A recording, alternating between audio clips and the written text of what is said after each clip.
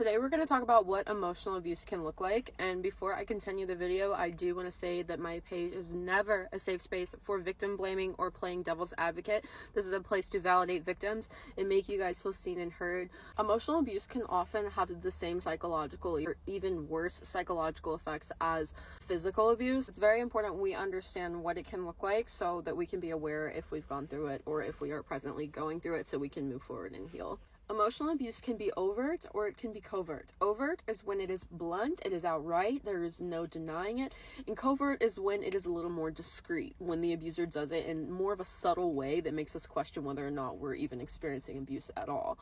So overt abuse in emotional abuse is going to be examples of things like name calling, like threatening to leave the relationship if the victim doesn't do XYZ. Can be raising one's voice at the other person. It can be insulting the other person's appearance. It can be exposing private photos of the other person, which also leans into sexual abuse, but we can talk about that on a different day. Now I want to talk about covert emotional abuse. This can include the silent treatment. This can include isolation, meaning encouraging the victim to not be friends with certain people or not communicate with their family out of malicious intent.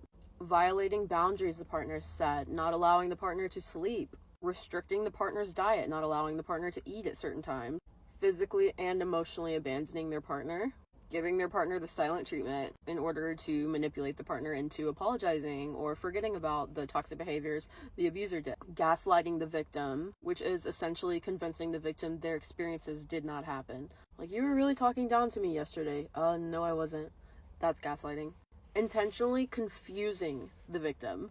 Restricting privacy and boundaries, for example, wanting to know passwords, neglect. I'm a DV, SA, and emotional abuse survivor, and I post videos to make you guys feel valid and seen. So if this resonated or made you feel a little more understood, definitely hit the follow button.